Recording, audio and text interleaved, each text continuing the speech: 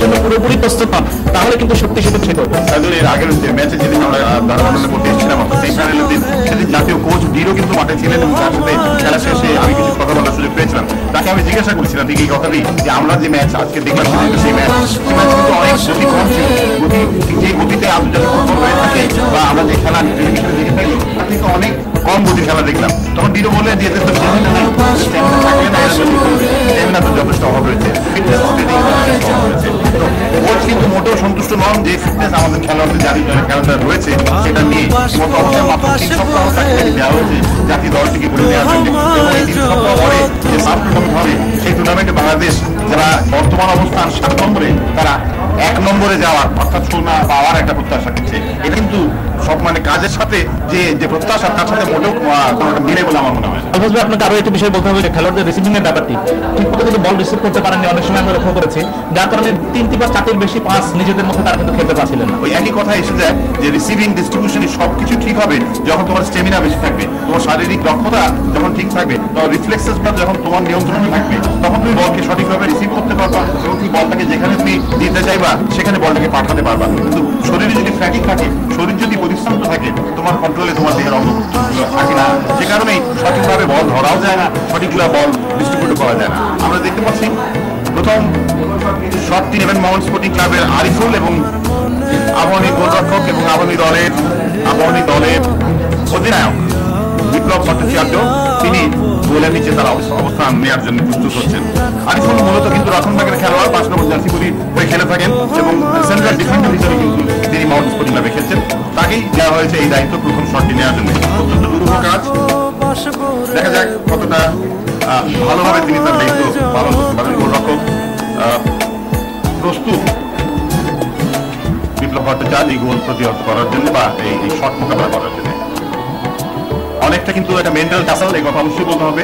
এই দুই খেলোয়াড় অর্থাৎ যিনি মারবেন এবং যিনি গোলরক্ষক তাদের ভিতরে কিন্তু চলতেই থাকে এবং শটটা না নেওয়া পর্যন্ত এবং বলটা প্রতিহত না পর্যন্ত কিন্তু চলতে থাকে। ঠিক নিলেন, চমৎকার প্লেসমেন্ট, গোল।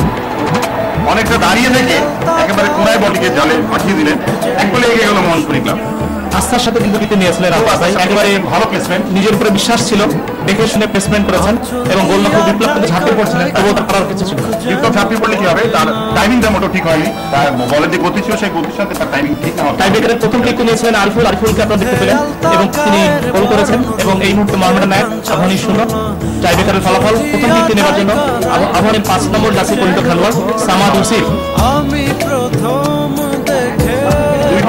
দুই পক্ষ থেকে আমরা দেখতে পাচ্ছি এবং দুজনেই কিন্তু রক্ষণভাগের খেলোয়াড়, এদিকটা সেন্ট্রাল ডিফেন্ডার, ওদিকটা সেন্ট্রাল ডিফেন্ডার, তাদের ওই দায়িত্ব করেছে। দেখা যায় সামাদ কি করেন, গোলরক্ষক জেমস পল, নাইজেরিয়ান গোলরক্ষক এবং ঘানার শুটার সামাদ ইউসুফ হয়ে গেছে। সামাদের কিকটি কিন্তু প্রতিহত করেছেন গোলরক্ষক জেমস পল। আবাহনী লিমিটেডের পক্ষে প্রথম কিকটি নিয়েছিলেন সামাদ ইউসুফ, তিনি কিন্তু গোল করতে ব্যর্থ হলেন এবং এই মুহূর্তে কিন্তু একটি করে সহরভাই দল রয়েছে। ফলাফল মোহামেডান স্পোর্টিং 1 আবাহনী লিমিটেড 0। অর্থাৎ মোহামেডানের আরিফুল গোল করেছিলেন প্রথম কিক থেকে, অর্থাৎ একটিকেই শটই পাবেন, অবশ্য মোহামেডানের জন্য এটা দ্বিতীয় শট। আর প্রথম শটই নিয়েছিলেন আরিফ, গোল করতে সক্ষম হয়েছেন, কিন্তু আবাহনীর পক্ষে সামাদ ইউসুফ থানার খেলোয়াড়, তিনি কিন্তু গোল করতে ব্যর্থ হয়েছেন। শ্বাসরুদ্ধকর মুহূর্তে নাটকীয় পরিস্থিতি, সবাই অধীর আগ্রহে প্রতীক্ষা করে রয়েছেন এই মুহূর্তটুকুর জন্য। মোহামেডান চাইছে গোল এবং আবাহনী চাইছে যেন গোল না হয়।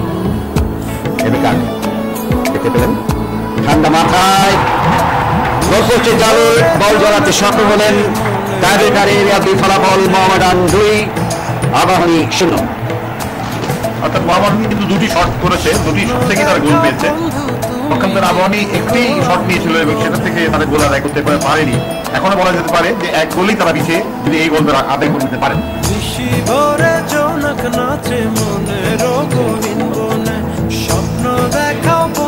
3 মোহাম্মদ শরীফ আবাহনী লিমিটেডের পক্ষে দ্বিতীয় কিকটি নেবার জন্য তিনি এসেছেন। ঘানার খেলোয়াড়, বিদেশি রিক্রুট, তিনি কিক নেবেন। প্রস্তুত জেমস পল।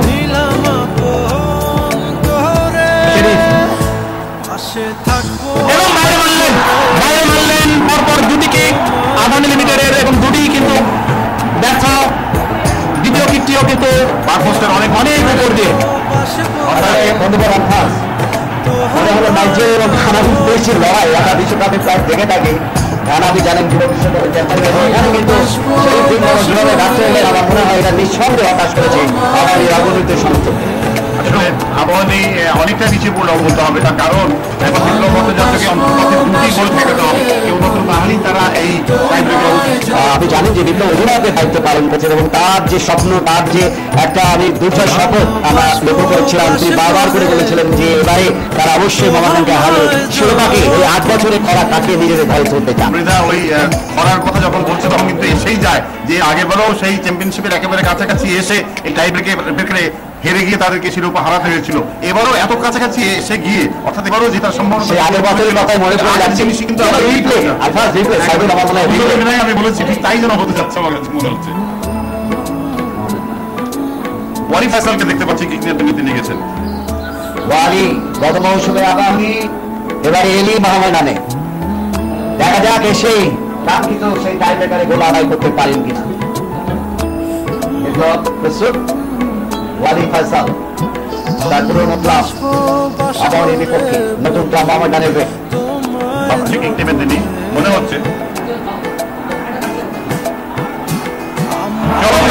খুবই ভালো শট, চমৎকার প্লেসমেন্ট ছিল, যথেষ্ট আস্থার সাথে মেরেছেন।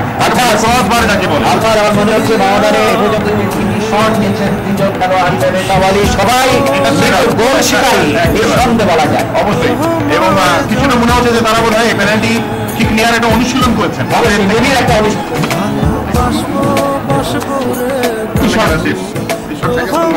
এটি ঠেকাতে হবে, এটি ঠেকাতে পারলে তার পরেরটিও ঠেকাতে হবে। অর্থাৎ এই 2টি শট অবশিষ্ট রয়েছে মোহামেডান স্পোর্টিং এর জন্য, আর যে কোনো একটি থেকে গোল আদায় করতে পারলেই যথেষ্ট হবে। হাসান আল মামুন এসছেন পরবর্তী কিকটি নেবার জন্য মোহামেডান স্পোর্টিং এর পক্ষে।